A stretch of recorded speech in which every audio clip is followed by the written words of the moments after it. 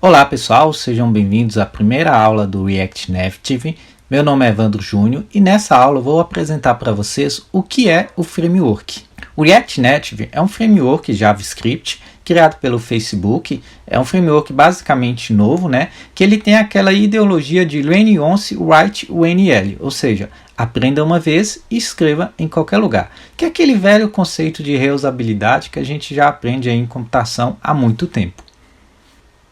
O framework ele tem o intuito de você escrever o código uma vez e utilizar 85%, 90% do código ou mesmo todo o código em plataformas diferentes. Isso quer dizer que você vai escrever aquele código vai rodar em plataformas basicamente sem fazer nenhuma alteração.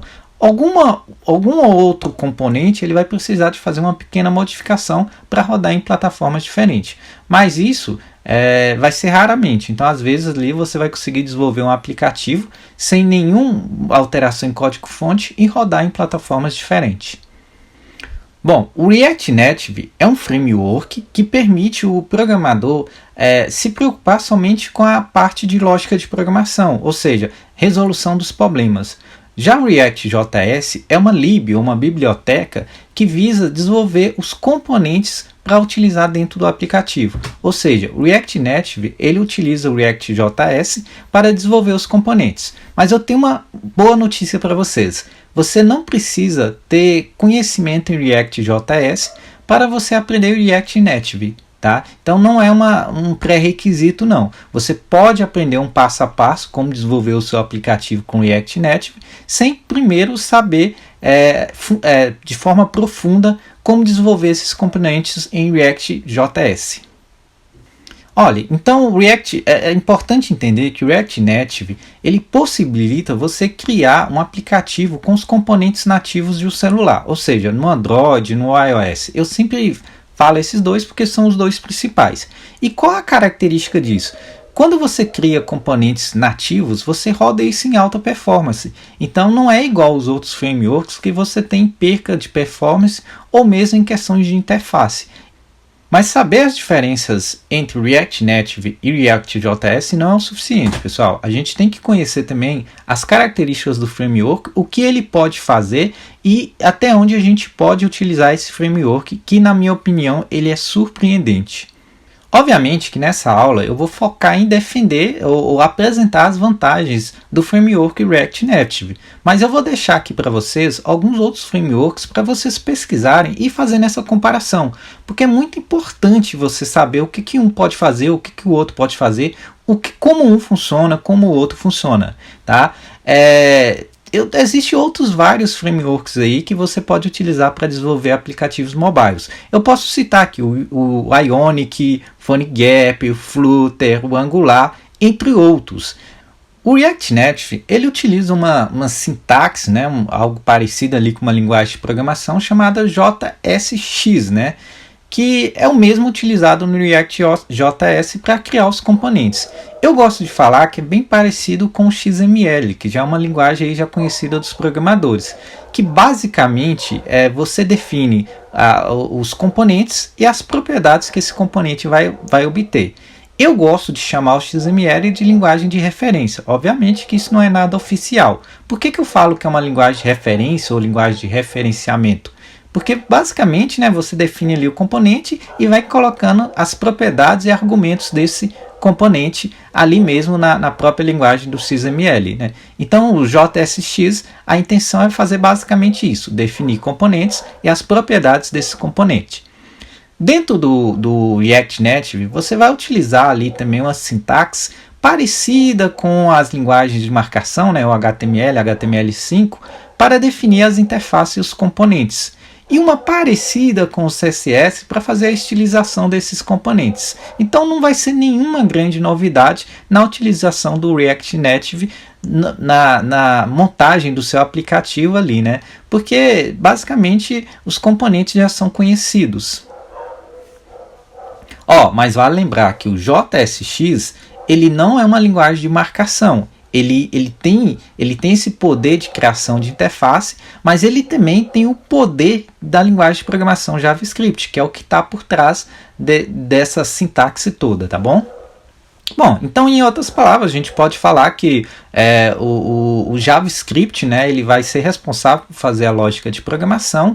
Eu vou ter uma sintaxe ali parecida com HTML para fazer a interface, o CSS para fazer a estilização, né? Mas isso tudo vai rodar em tempo real ali, em tempo de execução de forma nativa. Ou seja, enquanto você executar o seu aplicativo, todos esses componentes que você escreveu utilizando essa sintaxe, né, vai estar rodando em linguagem nativa. Isso que vai trazer alta performance, né, que é o contrário dos aplicativos feitos em linguagem híbrida, que basicamente é HTML, CSS e JavaScript mesmo. Aí você encapsula todas essas linguagens, roda lá em qualquer plataforma, tá? Porque vai ser basicamente universal, mas você vai estar vendo isso dentro de um WebView, que basicamente um browser de internet sem a barrinha de busca ali, né, de URL, e os componentes vão ser meio assim, poxa, eu estou dentro de um site, vai ficar alguma coisa mais ou menos assim.